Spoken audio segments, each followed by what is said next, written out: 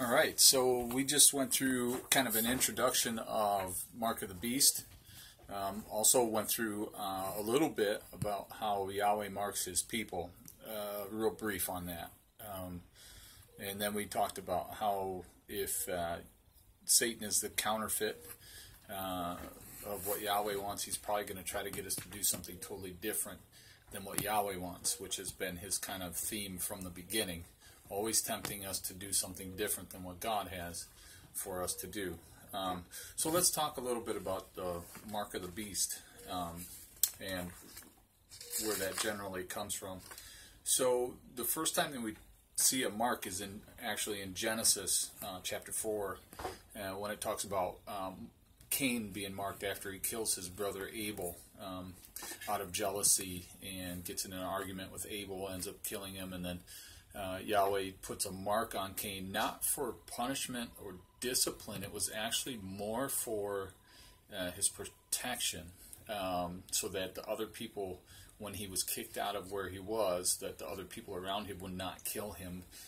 And if they did, they would receive a curse 7 times worse than what Cain is going to get. So, and there's a lot of speculation on what that mark was. There's nothing real concrete. Some people say maybe a birthmark, maybe a some kind of his skin color may have been changed, and then you get into all the different people that the blacks want to say, well, he was turned white, and the white people want to say, well, he was turned black. You know, those that are in the supremacist type mindset. There's nothing that really says for sure what it was. There's even this speculation that maybe it was a dog, and that comes from a Jewish type.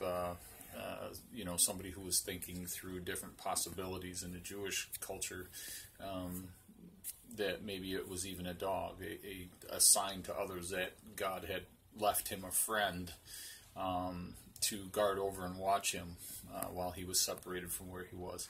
So there's a lot of things going on there. So that was the first mention of a mark. Now the mark of the beast specifically is expressed out of Revelation chapter 13, and in verse 16 it says, "And the second beast required all people, small and great, rich, poor, free, and slave, to receive a mark on their right hand or on their forehead, so that no one could buy or sell unless he had the mark, the name of the beast, or the number of the beast." And everybody's already known about 666. And everybody knows that there's supposed to be a mark on their hand or on their forehead. Well, I've just shown you briefly in the intro that Yahweh also marks his people in the same spots. Excuse me. Sorry about that. In the same spots. So let's see where else it's mentioned. In Revelation 14:9 it says, "And a third angel followed them, calling in a loud voice, 'If anyone worships the beast and its image and receives its mark on his forehead or hand, he too will drink the wine of God's anger, poured undiluted into the cup of his wrath.'" So there's, if for some reason we take the mark of the beast, and it has to be taken, it cannot be forced upon us. If we accept the mark of the beast, whatever that is, there's going to be some repercussions for that. Not until it's time for God to pour out his wrath. And then verse 11 it says, "And the smoke of their torment will rise forever and ever, day and night. There will be no rest for those who worship the beast and its image, or for anyone who receives the mark of its name." And Revelation 16:2, "So the first angel went and poured out his bowl on the earth, and loathsome malignant sores broke out on those who had the mark of the beast and worshipped its image." Now, a lot of that could be metaphorical. Could be. As far as the sores, malignant sores, so on and so forth. But it could be an actual. It could be a literal sense of, we saw that through the Old Testament. My speculation on that is that a lot of things that happened in the physical back in the old days will have a spiritual connotation for it in today's time. But let's not leave out that it could also be a physical thing, and that we want to be careful that we don't think that we know everything about how everything is going down, because the Jews who studied the Word a whole lot more than us today, back in Yeshua's time, totally missed him. A lot of them totally missed him. So we need to be careful that we don't think we have it all figured out. This is just my opinion, my studies for a very long time about what the Mark of the Beast is, what it is not, and what I think, what type of mark and we should have and who we should get it from. And how we get that is the more important thing. All right, so what is worship? I went through that a little bit and studied it. It means to fall down, prostrate oneself, to adore on one's knees, to do obedience, being obedient to something. It doesn't necessarily mean what we see in mainstream circles of religion today, where we're jumping up and down and that's worship and we have to sing songs. It means to be obedient to something, and to fall down on your face before something. And then the word beast is a generic term for a wild animal, a brutal, bestial nature. The ways of man, in comparison to our God, could be considered bestial. Could be, our human nature is not compatible with Yahweh's nature. That's why he changes us from the corruptible to the incorruptible.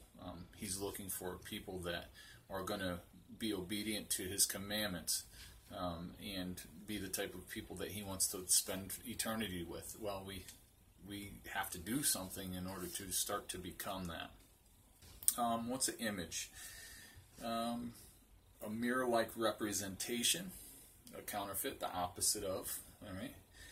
If you look in a mirror, I don't know if anybody uses Marco Polo, but when you look at their videos, it's the exact opposite. So at one time my wife was sending a video and it looked like she was in the passenger seat when she was actually driving. So, well, she wasn't driving at the time of the video, but you get my point. So it gives a total opposite. Okay, referring to what is very close in resemblance, like a high-definition projection as defined by context, defined by the context, then and then also then exactly reflects its source, what it directly responds to. And receive is the lambano, actively lay hold of, to take or receive, to lay hold, aggressively, actively accepting what is available, accept with initiative, emphasizes the volition, assertiveness of the receiver. So when you receive the mark of the beast, it's going to be something that these people are going to go after. It's not just like, here, you're going to take this. It's going to be, no, I want this. This is what I want. This is what I want. I need to have this, and I will do almost anything to get it. And then the word mark, charagma, properly an engraving, etching, a mark providing undeniable identification, like a symbol giving irrefutable connection between parties. So this mark, when we receive this mark, it will give us undeniable identification with whatever we receive the mark from. So I think I've given a little bit to kind of give the hint that there's probably going to be a good mark and a bad mark. Okay? And we don't want the bad mark. We want the good mark. We want to be on the good side. When the Israelites were worshiping the golden calf when they came out of Egypt, the Levites stood on one side, the rest of them stood on the other, and the ones that were standing on the wrong side over by that golden calf, not with the Levites, ended up getting in a whole lot of trouble. And those of us who are becoming Torah observant are learning to come out of Egypt, so that doesn't mean that just because we've come out of Egypt, we've figured it out. We need to leave all those idols behind, all of them. All of them. And that doesn't mean pick up a few here and there and say, oh, well, I'll hold on to this one or this little one. Okay, so I started to go into 666, the number of a man. There's only one man named Adonikim in the Bible, although he plays no role in it. His family is reported among the second wave to return from exile by both Ezra, who counts 666 members. That's one of the things that I noted in the Bible. And the strange thing about this Adonikim, the meaning of it is kind of interesting. The root Adon isn't used as a verb in the Bible, and we don't know what it may have meant, although there might be an etymological or associative link with the verb din, meaning to judge or govern. The two extant biblical derivatives of our root Adon, however, overlap quite obviously to reveal their core meaning. The masculine noun meaning foundation, base, or pedestal, not to be confused with the name Eden, which is a wholly different word. All right, and the masculine noun,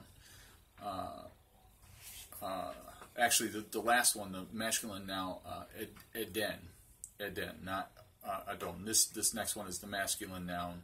Adon reflects authority and the sense of being the foundation for individuals or groups. It's the source of the divine name or term Adonai, commonly translated with Lord. And I'm going to kind of skip through some of this other side where it talks about the Eden conveys a sense of solidity and foundation. It ties things together, and it gives solid footing. And then the kum, Donakum, generally means to rise up or stand. Okay, so it may indicate the start of a journey, a paying attention, a giving testimony. I just thought it was interesting correlations with the 666 and the number of people in his family and the rising up and paying attention. This verb is used when items are set up, like idols, or when one assumes an office or position, like a leader. Let's see, idols, beast, false prophet. These things come to mind. A prophet is another one. A judge is another one. Thus, this verb also used when a covenant is established or maintained. This verb is also frequently used in a military sense of rising up against someone or some army. In conjunction with God, this verb often occurs in a plea for God to rise up against enemies. I just thought it was interesting. That's just an FYI. That was just something I was looking through about 666. Okay, and we went through some of the ideas of what the barcode is, or what the mark of the beast could be, and we went through some of those things in the intro. We know that it's assigned to the hand or the forehead, and I'm thinking I'm getting close to my timeout. I got about a minute left. So, before we continue with the next video, I want you to think about that there is a Creator, and He has instructions for us, and He's looking for people to spend forever with that will do what He says. Okay. In Revelation 14:12, it says, "Keep the commandments and have the testimony of Yeshua." And then we need to think about what is Yahweh's intrinsic nature. What he said was right in the beginning can't be wrong in the end, and what He said was wrong in the beginning can't be right in the end.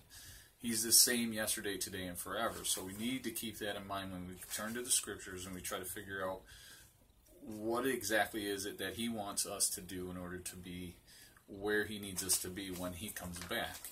Okay. We also need to understand that there is an adversary. He also has instructions. He's looking to get God's people to turn away from Him, turn away from Yahweh, and to turn towards Him in His ways. And he also has an intrinsic nature. He's a deceiver. He's a manipulator. He has nothing to do with our Father. So with that, I'm going to say shalom, and I hope this gets you thinking.